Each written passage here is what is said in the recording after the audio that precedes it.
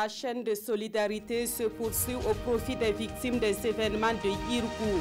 Une délégation de l'Assemblée nationale, conduite par son président, s'est rendue sur les lieux pour soutenir les populations de la localité. Un soutien moral et du matériel dont vous aurez la composition dans ce journal. Et en rapport avec les événements de Yirgou et du terrorisme, nous évoquerons ce chiffre. Plus de 53 000 déplacés internes sont actuellement enregistrés au Burkina Faso.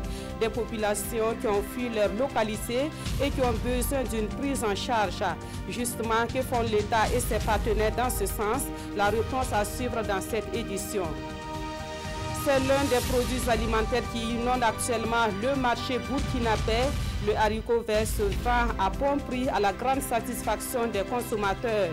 Mais les producteurs, eux, disent ne pas faire de bonnes affaires et éprouvent des difficultés à recouvrer leurs investissements. Des explications à suivre dans ce journal. Et puis cette initiative qui devrait inspirer plus d'un. Dans la commune de Bousma, les autorités locales et les populations ont mobilisé la somme de 30 millions de francs CFA pour réhabiliter leur centre de santé. Résultat, un bâtiment de 3 salles d'hospitalisation a été érigé au centre médical de la localité. La présentation de l'ouvrage à suivre dans cette édition. Mesdames, Messieurs, bonsoir. Merci de nous suivre. Cela dit, le président de l'Assemblée nationale exprime sa compassion vis-à-vis des victimes des événements tragiques de Yirgou. Hier samedi, Alassane Bala Kandé et une délégation de députés se sont rendus dans la localité. Pour la prise en charge des victimes, le président de l'Assemblée nationale a remis des vivres et la somme de 5 millions de francs CFA. Il s'est également entretenu avec la population dans le sens de l'apaisement et de la cohésion sociale. Le point avec Rasmani Zoundi et Maxime Zongo. 2 semaines après les tragiques événements, la vie reprend progressivement son cours normal à Yirgou. L'émotion, toujours perceptible, mais un effort réel d'apaisement également visible. Nous souhaitons qu'on demande pardon à tous. Nous sommes ensemble depuis la nuit des temps. C'est du jamais vu. Nous espérons que Dieu va trouver la solution pour apaiser la situation, que les autorités se donnent la main pour éteindre l'affaire afin de nous permettre de revivre ensemble dans la cohésion. C'est dans ce climat que Bala Kandé est allé exprimer sa compassion ainsi que celle de la représentation nationale aux populations de la localité. Ce qui s'est passé à Yirgou ici est quelque chose qui n'affecte pas uniquement les populations de Yirgou, mais qui affecte les Burkinabés dans leur ensemble. Et nous, en tant qu'élus de la nation, nous ne pouvons pas rester à Ouaga, observer de loin, écouter les médias, sans effectuer ce déplacement-là, afin de venir voir de visu ce qui s'est passé et d'apporter aussi notre compassion aux populations qui ont été victimes. Là, c'est un message d'apaisement et venir également apporter notre compassion et souhaiter un prompt rétablissement aux blessés. Après Yirgou, le président de l'Assemblée nationale s'est rendu à Barsalago, le chef-lieu de la commune, où sont concentrés la plupart des réfugiés. Au nom de la représentation nationale, Bala Kandé a remis 100 tonnes de vivres et une somme de 5 millions de francs CFA aux sinistrés. Là-bas également, il a invité la population à garder son calme car ils ont le soutien total du peuple burkinabé qui fera tout pour garantir sa sécurité.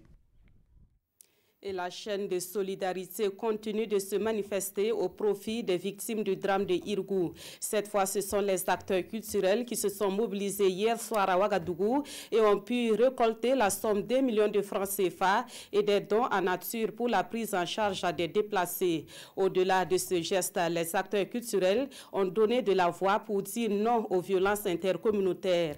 Lassina Ouattara et Aruna Mari.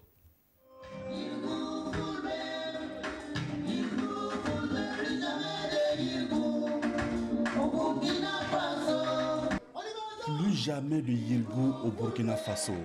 Ces artistes unissent ici leur voix devant ce public pour dire non à la stigmatisation et aux affrontements intercommunautaires.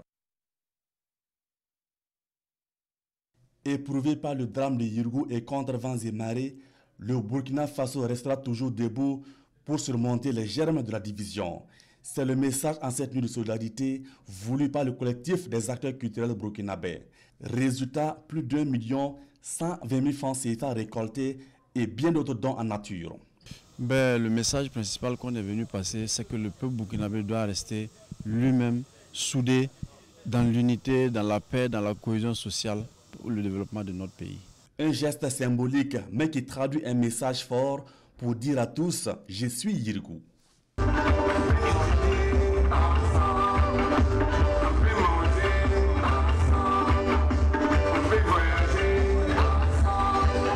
C'est une initiative à saluer parce que dans toute situation où la nation se trouve confrontée à des difficultés, la solidarité est un élément, un socle sur lequel on peut se baser pour reconstruire notre vivre ensemble.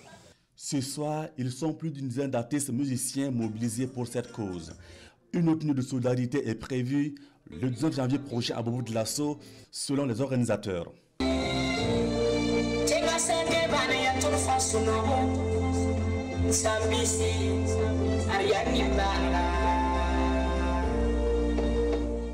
Et nous poursuivons avec ce chiffre. Depuis le début des actes terroristes jusqu'aux récents événements de Yirgou, ce sont plus de 53 000 déplacés internes qui sont enregistrés au Burkina Faso. Les attaques terroristes à elles seules ont occasionné 47 000 déplacés. Et depuis 3 ans, le gouvernement et ses partenaires multiplient les initiatives pour venir en aide à ces personnes déplacées. On en sait plus dans ce dossier signé Zalissa Sanfo. Ont fui. Ils sont partis en tout abandonnant amis, parents, leurs biens. En fait, tout ce qui constituait leur vie. Ils sont partis se réfugier quelque part plus loin dans leur propre pays. Réfugiés, des déplacés internes comme on les appelle. Pour eux, partir, fuir, c'était la seule option pour survivre dans un environnement où l'homme est devenu un loup pour l'homme. Aujourd'hui, selon les chiffres du ministère en charge de la solidarité nationale, ils sont plus de 53 000 déplacés internes depuis les événements du terrorisme à ceux de Yirgou. Cette dame fait partie de ces déplacés internes. Par un soir dont elle ne veut plus se souvenir, les terroristes ont attaqué son village, brûlé sa maison et son mari avec. Elle doit sa vie au fait qu'elle se serait absentée un court instant avec son fils pendant que son mari prenait son dîner. Dans sa course folle dans la nuit noire, à travers ces paysages pittoresques pour leur échapper et pour survivre, elle n'a rien emporté. Elle qui n'a même pas eu le temps de faire un dernier adieu à son mari, partir sans rien. C'est le sort de tous ces déplacés internes. Et passer l'étape de la course pour la survie, vient maintenant la question. Où et comment survivre sans rien? J'ai quitté mon village, comme vous me voyez, avec rien. Pourtant, ici tout se paye. L'eau, la nourriture, même le bois pour chauffer de l'eau. C'est pas comme dans mon village. Alors, sans aide, comment survivrai-je? À l'ensemble de tous ces besoins, le gouvernement du Burkina Faso tente d'apporter des réponses à travers le ministère en charge de la solidarité nationale par le biais du Conseil national de secours d'urgence CONASUR. Une réponse humaine pour dire non à une précarité engendrée par une barbarie humaine. Il faut que nous prenions toutes ces personnes en charge pour qu'il n'y ait pas de frustration, pour qu'il n'y ait pas encore d'autres personnes qui soient frustrées. Donc c'est pour vous dire que le gouvernement prend aussi les anciennes crises et la nouvelle crise en charge. Il y a plusieurs phases de prise en charge des déplacés. Il y a la première phase qui est le secours d'urgence. C'est ce que nous faisons pour répondre aux plus urgents. Et après, il y a à moyen terme, ça veut dire la scolarité, les besoins. Et maintenant, à long terme, la réinsertion, soit dans leur milieu d'origine ou soit dans un autre milieu et un accompagnement. On continue pour vraiment prendre une prise en charge holistique de la chose. Et tous reconnaissent à sa juste valeur les efforts du gouvernement pour les accompagner. Dans ces 3 pièces que leur ont prêté un simple anonyme ici à Guibo, ils sont 24 déplacés internes. Si le problème de logement a été résolu, celui du couchage, de la nourriture, du strict minimum reste l'affaire du Konasur, région du Soum. Une mission que les déplacés assurent ici est bien exécutée. Dans tous les cas, ici sur un site à Barsalgo, le gouvernement a déployé les grands moyens pour que ces déplacés internes ne manquent pas du strict minimum. En plus de cette prise en charge sociale, des cellules psychologiques et médicales ont été mises en place dans plusieurs sites pour permettre à tous les déplacés de se libérer, de penser leurs blessures internes. Et nous les aidons à poser des mots sur ce qu'ils ressentent après avoir vécu ces événements traumatiques. Parce que dire ce qu'on a ressenti, arriver à mettre des mots sur ce qu'on a ressenti permet de se soulager un peu. Et nous sommes là pour ça. Unis et solidaires avec un cœur sensible, on peut sortir de l'impasse. C'est la conviction du ministère en charge de la solidarité nationale. Alors, invite est faite à tous de se tendre la main. Un couvert, un toit qu'on ouvre, une visite de compassion ou un geste amical peut toujours redonner du baume au cœur. La ministre restant convaincue que c'est en se tendant la main que la nation pensera elle-même les blessures ouvertes par cette guerre imposée. Autre point de l'actualité, la région du Centre-Est se prépare activement à abriter la prochaine fête de l'indépendance. Et c'est dans ce cadre que des membres du gouvernement ont échangé hier avec les forces vives de cette région. La délégation gouvernementale leur a présenté les réalisations prévues avant de les inviter à s'impliquer véritablement pour la réussite du 11 décembre 2019. Le point de la rencontre avec Assami Kabouré et Mahamadzi Ouedraogo. Les forces vives de la région du Centre-Est sont à l'écoute d'une délégation du gouvernement burkinabé. Il s'agit pour cette délégation de présenter les actions à mener lors du 59e anniversaire de la fête nationale à Tinkoudgou et surtout de solliciter l'implication de tous les acteurs pour relever le défi. Nous sommes venus faire le point des réalisations qui peuvent être faites par le gouvernement et l'ensemble des structures qui l'accompagnent, que cela soit au niveau de l'eau, au niveau de l'enseignement, etc. Le gouvernement fait là dans l'enveloppe qui est possible, dont il dispose, pour pouvoir réaliser donc l'ensemble des activités. Nous aurons donc un espace destiné à accueillir les défilés. Ensuite, nous avons la salle polyvalente de 500 places. Alors, il y a la place de la nation, le stade régional avec gazon synthétique. Plus de 15 milliards de francs CFA seront débloqués pour la réalisation des infrastructures routières dans les 3 provinces de la région. Un peu plus de 50 km dans toute la région, dont 5 km à Ouarghaï, 5 km également à Koupela, et puis bien sûr plus de 40 km à Tinkoudgou ici, bitumé.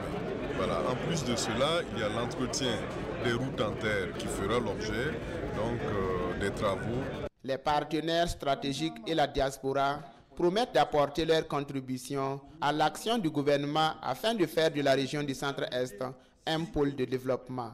Il y a l'idée de construction d'une usine de retraitement des déchets plastiques et caoutchouteux. Et donc, il y aura au moins 700 emplois de créer si on arrive à implanter cette usine dans la région du Centre-Est. Une invite est aussi faite aux leaders religieux et aux coutumiers pour une synergie dans les prières en vue de réussir les festivités du 11 décembre dans la région du Centre-Est. En attendant, la région du Centre-Sud qui a passé la main au Centre-Est fait une prière d'action de grâce pour la bonne tenue de la fête du 11 décembre passé. Cette prière a eu pour cadre la place de la nation de Manga. Ce moment de reconnaissance à Dieu a connu la participation des différentes communautés religieuses, les populations de Manga et les autorités administratives de la région du Centre-Sud. Les temps forts avec Suleiman Sanou et Moumouni Soubega. Unis comme un seul homme, les différentes communautés religieuses, autorités administratives et les populations de la région du Centre-Sud rendent grâce à Dieu un mois après la tenue des festivités de la fête nationale dans cette région.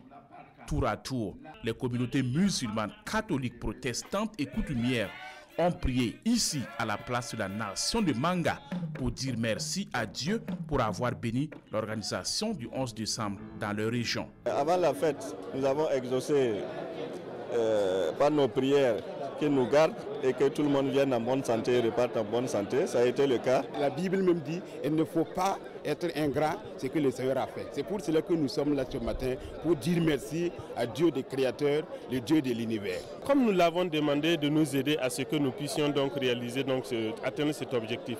L'objectif a été atteint. Il y va de soi donc que nous fassions un retour. Tous s'accordent à reconnaître que l'organisation de la fête nationale à Manga a connu un succès total. Un succès que le gouverneur attribue aussi à Dieu Tout-Puissant qui a apaisé les cœurs des ressortissants de la région du Centre-Sud dont la mobilisation a permis de relever le défi. Nous nous étions retrouvés pour communier et demander la bénédiction de cette cérémonie dans notre région le 5 mai 2018 et nous avons prié dans toutes les églises, dans les temples, les mosquées et les autorités coutumières aussi, chacun dans sa foi a prié. Et nos vœux et nos prières ont été exaucés. L'ensemble des 3 provinces est mobilisé et je pense que c'est ça qui me réjouit ce matin. Dans leurs prières, les communautés religieuses et coutumières ont également imploré le Tout-Puissant pour la paix et la sécurité au Burkina Faso. Avant de commencer la prière, le gouverneur de la région a sollicité 1 minute de silence en la mémoire des victimes des attaques terroristes. Il a aussi invité tous les habitants de la région du Centre-Sud à demeurer unis pour le développement de leur région. Intéressons-nous à présent au projet de réhabilitation de la mairie de Bobo-Dioulasso. Le besoin de financement s'élève à 1,4 milliard de francs CFA. Dans le but de mobiliser cette somme, les autorités communales ont initié une soirée de levée de fonds. Elles ont pu récolter 45 888 000 francs CFA. Manekayen et Rachida Sawadougou. L'édifice a été saccagé lors de l'insurrection populaire d'octobre 2014. Aujourd'hui, la commune de Bobo-Dioulasso veut le réhabiliter. Le coût de la réhabilitation est estimé à 1,4 milliard de francs CFA, un montant difficile à supporter par le budget de l'hôtel de ville, d'où la tenue de cette soirée de levée de fonds pour la cause. Les Bobolaises qui sont sortis ce soir se mobiliser pour être à cette soirée. Alors ça, c'est ma grande satisfaction. Ma satisfaction se trouve effectivement, comme je l'ai dit, dans la signification de cet acte. À savoir que c'est une sensibilisation à l'endroit des Bobolaises et des Bobolais pour dire que, quelle que soit la situation, effectivement, il ne faudrait pas qu'on passe en tout cas à la destruction des biens publics. Et nous disons merci et félicitations et courage au comité de réhabilitation. Cette soirée est le début d'une série de mobilisation des fonds. Elle a permis de récolter la somme de 45 888 000 francs CFA. Tout au long de l'année, nous allons continuer à mobiliser les ressources pour pouvoir continuer le boulot. Il y a une inscription budgétaire d'1 milliard. Cela permet quand même de lancer 2 gros lots. J'ai tellement assisté des événements heureux dans cette mairie que quand je passe et que je la vois détruite comme ça me fait mal au cœur. Je lance un appel à tous les fils de Bobo-Dioulasso, qu'ils soient à Bobo ou hors du Burkina Faso, de faire vraiment un effort pour qu'ensemble on puisse réhabiliter cette mairie qui fait la fierté de nous tous. Des représentants de plusieurs sociétés installées dans la ville de Sia ont aussi pris l'engagement d'apporter leur contribution pour la réhabilitation de l'hôtel de ville. Un collectif constitué de 70 artistes apporte également son soutien au comité à travers un album de 11 titres. Le début du chantier est prévu pour février 2019 et la fin janvier 2020, soit 12 mois de travaux. Autre point de l'actualité, et on parle là de la campagne agricole sèche qui s'annonce bien dans la région du Nord et dans la province du Yatenga précisément. Les producteurs s'activent déjà sur les berges des retenues d'eau et pour espérer de bons rendements, ils innovent en matière de technologie agricole. Le constat au barrage de Guiti dans ce reportage de Zenabo Selenga et Alidou Alain Savadougou. De la tomate au stade de floraison et d'autres prêtes pour la récolte, du haricot vert, des poivrons et les choux en pleine récolte. Ce sont les prémices d'une bonne campagne sèche selon les exploitants des berges du barrage de Gouinré et de Kanazoué à Wayuguia. Moi, je pensais que cette année-là, ça va être bien. Ça commençait à dire, À un moment de saison, là, nous on commençait à faire le pépinière là.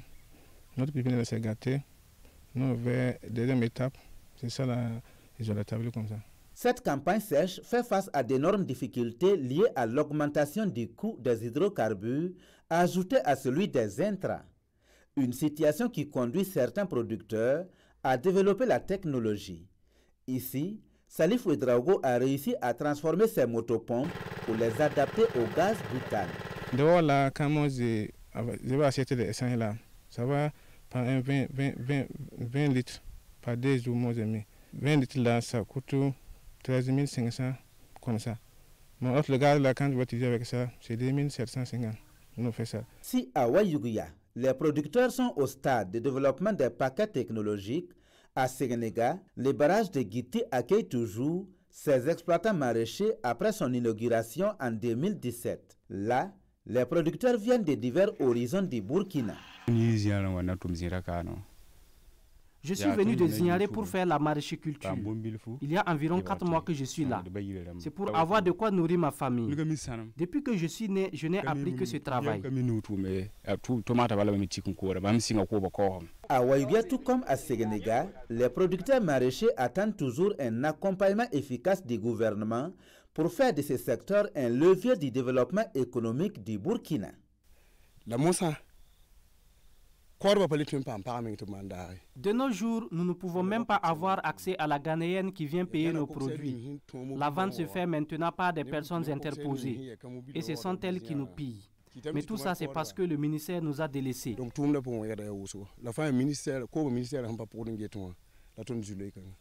on n'a pas le choix, là, on n'a pas où rentrer là. Et puis on ne veut pas aller aussi sur les sites là. C'est mieux de rester ici. Si l'État pouvait au moins nous favoriser côté engrais même, c'était mieux. Mais on attend toujours à la télé qu'il y a des quoi, mais à zéro. Les produits maraîchers de la région du Nord sont vendus aux pays voisins. Ce commerce réduit considérablement les revenus des producteurs qui invitent donc le gouvernement à se pencher davantage sur l'écoulement et la transformation de la production. Et en cette période de campagne sèche, c'est l'un des aliments les plus accessibles sur le marché des légumes. Le haricot vert se vend à bon prix actuellement au grand bonheur des consommateurs. Mais si ces derniers se frottent les mains, ce n'est pas le cas pour les producteurs qui peinent à recouvrer leurs investissements, faute de moyens de stockage et de débouchés vers l'extérieur. Le constat a congoussi dans ce dossier de Sié de la Rayenne et Ruth Bini Ouattara. Du haricot vert à perte de vue. Une portion de terre d'un demi-hectare qu'exploite Bonaventure Sawadogo depuis 25 ans.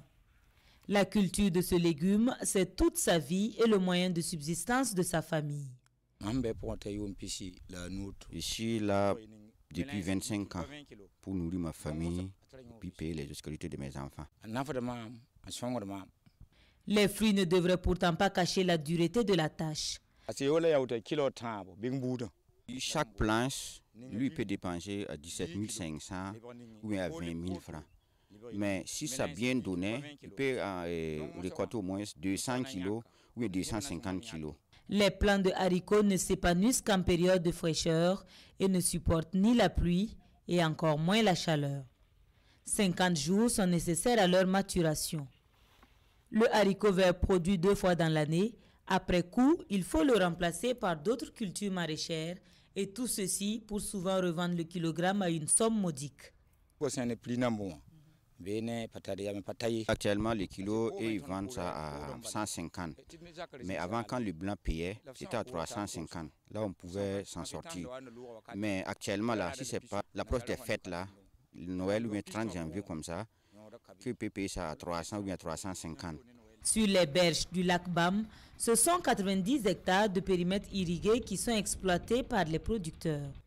Des périmètres comme celui-ci, la province en compte 4. En cette période de récolte, il est très souvent fait appel à des saisonnières pour la cueillette. Un service pas très cher payé à raison de 100 francs par 5 kg récoltés. Ce qui conduit plusieurs de ces femmes à se reconvertir en productrices, non sans les mêmes difficultés. En toute une journée, je pouvais récolter 25 à 55 kg, soit entre 500 et 1200 francs CFA. mais je me suis rendu compte que produire était plus rentable. À Kongoussi, le véritable problème réside dans la fixation des prix. Ici, ce sont les acheteurs qui dictent leurs lois. La province alimente pourtant plusieurs villes du Burkina et tente une percée vers la sous-région. En l'espace de 4 jours et de façon continue, 40 à 60 tonnes sont mises à la disposition du consommateur. En novembre, et avec les premières récoltes, les kilos d'haricots verts s'achetaient à 1500 francs en début de récolte. 1 kg d'haricots verts, ça on l'a vendu à Borchamp à 1500 francs le kilo. Et en décembre, on était autour de 700, 600. Et juste avant les fêtes, on était à 300 francs le kilogramme. Et je peux vous assurer que le 5 janvier dernier, les mêmes kilogrammes d'haricots verts ont été achetés à 75 francs le kilo à Kongoussi. La fédération a négocié un crédit de plus de 35 millions pour payer des intrants aux producteurs. Et en début de campagne, ça a été fait, il n'y a pas eu de problème. Et maintenant, nous avons des problèmes pour recouvrer cet argent-là. Sur le marché, le kilogramme acheté à 150 francs est revendu à 200 francs pour une clientèle qui se fait rare, sinon inexistante. C'est d'ailleurs l'argument avancé par les vendeuses pour justifier le dictat des prix aux producteurs. Ah, ils ne peuvent pas rentabiliser et nous non plus. Même à 150 francs, ça ne s'achète pas et souvent on est obligé de faire sécher. Il n'y a pas de marché, nous pleurons avec eux. Souvent même, nous n'arrivons pas à vendre et on fait le séchage. Dans cette situation difficile, les producteurs voient une note d'espérance dans l'ouverture prochaine d'un nouveau comptoir de vente. Dans ce cadre-là, on a prévu de créer des comités au niveau du comptoir. En fait, c'est un comité de gestion et un comité de suivi de ce comptoir-là. C'est-à-dire qu'à partir de là, nous pourrons même suivre les prix au niveau national et voir comment est-ce qu'on peut régulariser au niveau de notre localité aussi. Cela n'est pas suffisant et ils en appellent à l'intervention de l'État. Je crois que même le marché sous-régional peut faire notre affaire. L'État peut encore faire quelque chose. Même avec des simples conteneurs. C'est des systèmes pour stocker les haricots verts. Avec le haricot vert, rien ne se perd. Les plants jugés inutiles servant d'aliments pour bétail. La filière gagnerait à être soutenue au regard des pertes enregistrées pour l'économie par manque de moyens de conservation et de débouchés. Et malgré ce constat, la production maraîchère reste un secteur pourvoyeur d'emplois au Burkina Faso. Et nous repartons dans la région du Nord où des milliers de jeunes s'adonnent à cette activité de contre-saison. Fait partie de ces jeunes Issoufou Sawadgo, dont 60% des revenus proviennent de la production maraîchère. Son portrait avec Zenabo Selenga et Aliudou Alain Sawadgo. Issouf Sawadgo a 40 ans et père de 3 enfants. Il vit de la marciculture depuis son bas âge, une activité que ce jeune a héritée de ses parents et l'exerce avec passion. Moi, j'ai débuté depuis octobre 87. Je trouve beaucoup. Si on veut voir, déjà que je ne suis pas là, je peux dire que c'est bon. Sur environ 3 hectares de superficie, Issouf produit plusieurs spéculations telles que la tomate, l'oignon, la pomme de terre et les poivrons. Seul au départ, le jeune maraîcher emploie de nos jours d'autres jeunes dans son jardin. Je travaille avec Issouf il y a environ 10 ans. Il m'a beaucoup aidé car j'ai payé un terrain pour construire et des bœufs pour mon élevage. Il m'a même payé une moto. Je suis vraiment content en travaillant avec lui. Avec les revenus de sa production, M. Sawadgo a pu s'acheter quelques bovins pour l'élevage et une parcelle qu'il s'active pour finir la construction. Si tout va bien dans cette année-là, j'espère finir tout ça. Puis sur quoi, il y a mon enfant, elle a l'école, j'essaie de soutenir un peu. Bon, à plusieurs actions, mais il faut rester un peu discret aussi dans chaque chose que tu... Pour faire de la marciculture un véritable secteur de lutte contre le chômage, Issouf et ses collaborateurs invitent le gouvernement à œuvrer et faire parvenir son accompagnement auprès des jeunes. L'État, moi je ne dirais pas qu'il n'appuie pas, il appuie, mais l'appui là reste dans les bureaux. L'État, il n'a qu'à tout faire. S'il veut appuyer les producteurs, il n'a qu'à venir ici les tirer lui-même.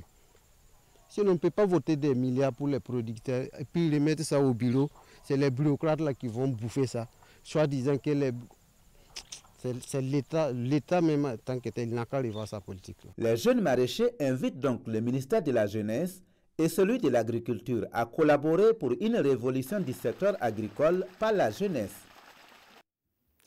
Et dans vos cuisines, pour la préparation de tous ces produits issus du maraîchage, il vous est recommandé d'utiliser de l'huile de qualité. Et c'est ce que vous propose désormais la Perle d'Or, une nouvelle huilerie basée à Bobo-Dioulasso. Son inauguration est intervenue hier en présence de Sika Kaboré, épouse du chef de l'État. Le reportage de Hassan Gourabou et Amadou Lougué. Coupure du ruban sous des acclamations bien nourries, suivi de la visite des différents compartiments de cette unité de production d'huile à Bobo-Dioulasso. La marraine de la cérémonie, Sika Kaboré, inaugure officiellement la Perle d'Or, non sans féliciter la promotrice de l'entreprise. Encore une fois, Madame Traoré nous fait la démonstration que les femmes de ce pays sont valeureuses et que dès lors que nous avons toutes les possibilités, nous sommes à même de nous battre aux côtés des hommes pour apporter notre contribution à l'effort de développement national.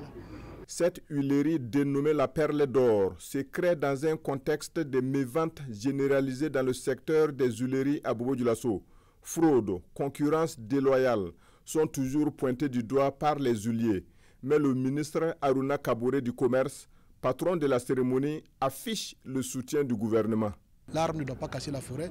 Il faut continuer à combattre la fraude qui menace à la fois les unités de production et qui menace aussi les commerçants qui importent normalement et qui payent la TVA. Donc c'est un gros travail qui est en train d'être fait et nous devrons arriver ici. Lorsque nous avons l'appui à ce niveau, notamment la présence donc, de la première dame qui vient donc parrainer cette activité inaugurée, ça montre clairement effectivement qu'on doit pouvoir y arriver. Selon les données du ministère en charge du commerce, la consommation nationale en termes d'huile est de 100 000 tonnes. Pourtant, la production nationale couvre à peine la moitié. Donc, la création d'une nouvelle unité d'huile comme la Perle d'Or n'est pas de trop. Les gens pensent que peut-être s'investir dans l'huilerie, c'est de jeter son argent. Beaucoup me l'ont dit. Alors, mais ma vision est telle que l'avenir, je vais remporter. Ma vision, c'est la qualité. Et la qualité ne laisse jamais tomber quelqu'un. Si le choix de la qualité est un label pour cette huilerie, elle a aussi un autre défi, se battre aux côtés des autorités communales et créer de l'emploi pour les jeunes de Bobo-Dioulasso.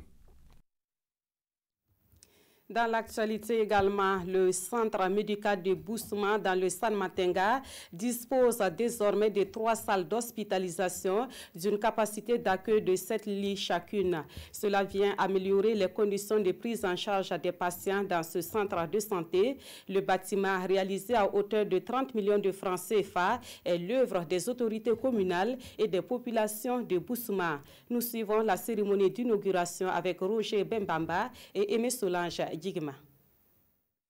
Cette infrastructure est d'une collaboration entre autorités communales et populations de Boussouma. D'un montant de 30 millions de francs CFA, dont 27 millions du budget communal, ce geste traduit l'engagement des autorités locales à accompagner les acteurs du ministère de la Santé dans la quête d'offrir des soins de qualité et d'améliorer la santé des populations. Une seule salle pour garder la dignité des hommes et des femmes.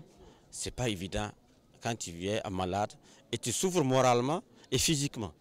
Donc c'est vraiment une question de soulager vraiment la population que nous avons initié ce projet qui a vu le jour aujourd'hui. C'est une ligne budgétaire qui a été mobilisée, plus l'apport de la population qui a permis la réalisation de ce bâtiment. Et c'est avec joie que, en tout cas, nous recevons ce matin et ce bâtiment qui va nous permettre, en tout cas, d'hospitaliser les patients et justement de préserver cette dignité et cette de prise en charge là au niveau de chaque patient qui sera admis au niveau du centre médical. Une initiative appréciée à sa juste valeur. Des dispositions seront prises pour son équipement, foi du représentant du ministre de tutelle. Je voudrais d'abord profiter de votre micro pour traduire toute notre reconnaissance à l'endroit du maire de la commune de Bousouma et de l'ensemble de la municipale traduit également notre reconnaissance à l'endroit des populations. Si les populations et la municipalité ont pu réaliser cette infrastructure, il reste l'équipement et le ministère de la Santé fournira des efforts afin que cette formation sanitaire puisse bénéficier de lits, de matelas et bien également d'une ambulance. Un appel a également été lancé pour la construction et l'équipement du laboratoire du centre médical et l'installation d'un forage avec système d'eau potable simplifié, extensible dans tous les bâtiments. Retour à Ouagadougou où les fidèles catholiques de la paroisse Saint-Guillaume de Tanguay célèbrent ce dimanche le 19e anniversaire de leur paroisse. Une messe d'action de grâce a été dite ce matin. À l'occasion, les fidèles ont prié pour la paix au Burkina et surtout pour la mobilisation des ressources pour achever la construction de leur église. Le reportage de Paul David Bambara et Zalissa Sanfo.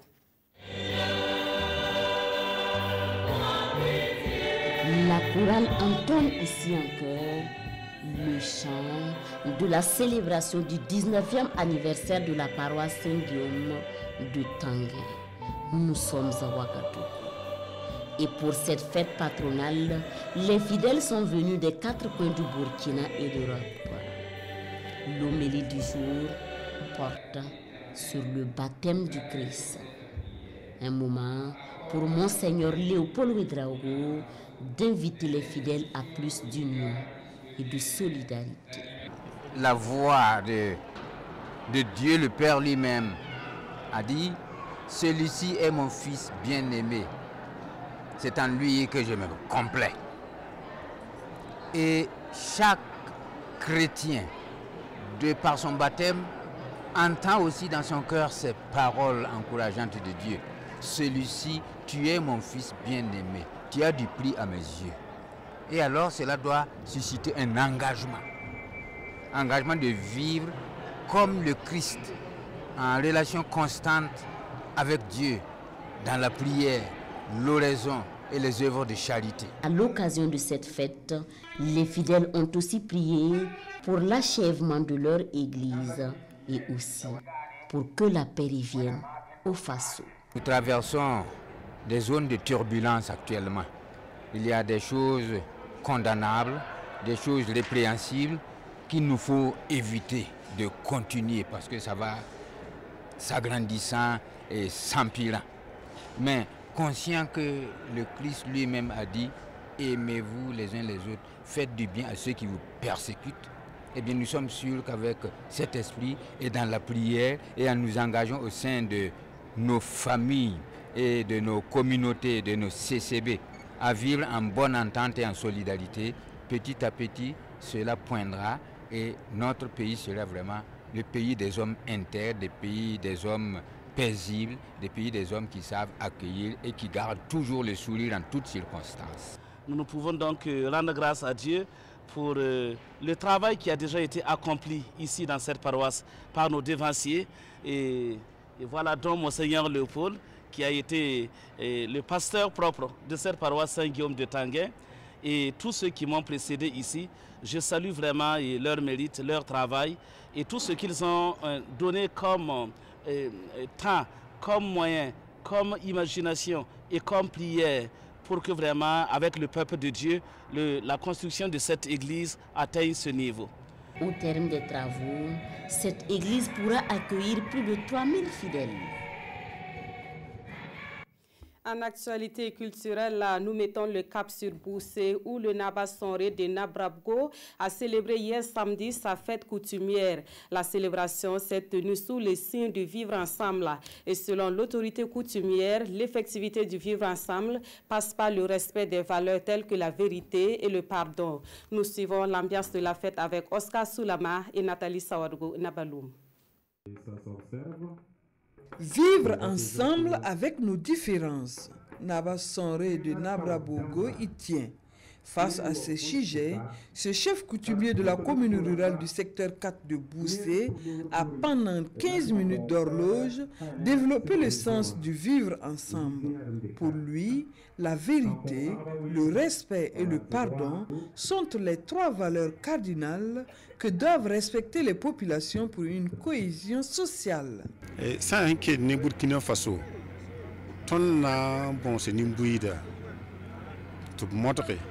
Depuis un certain temps, nous constatons avec amertume que le vivre ensemble a perdu son sens dans certaines localités du Burkina Faso. L'on enregistre déjà des affrontements qui ont fait des morts et cela ne fait pas honneur à notre pays. Mais comment faire pour arrêter cela? Je pense qu'il y a 3 valeurs cardinales qu'il faut respecter: la vérité, le respect et le pardon. Paix et cohésion sociale au Burkina Faso, c'est le vœu de Naba Sonré à l'occasion de la célébration de sa fête coutumière. Un moment de réjouissance qui a rassemblé notabilités coutumières, religieuses et autorités administratives. Toutes sont là pour encourager le Naba Sonré dans ses initiatives de promotion de la paix sociale. Vivre ensemble avec nos différences. Alors, nous avons trouvé que c'est un thème d'actualité, un thème même qui a une portée philosophique. Félicitations à Sa Majesté pour ce qu'il fait déjà et aux côtés des populations, aux côtés de l'administration. On a un chef qui essaie dans la mesure de son possible de perpétuer les valeurs culturelles en organisant aujourd'hui sa fête coutumière. Je crois que c'est une leçon donnée aux chefs qui ne se sont pas encore engagés sur le même chemin que lui. Et c'est également des leçons qu'il donne à la jeune génération. Et c'est une invite à regarder derrière nous et à valoriser ce que nous avons d'essentiel, à savoir nos valeurs et nos identités culturelles. Au-delà de l'aspect festif de cette cérémonie, c'est un cours de civisme qui a été dispensé ici. Naba Sonré appelle tous les Burkinabés à s'unir dans un contexte d'insécurité afin de relever les défis du développement socio-économique du pays.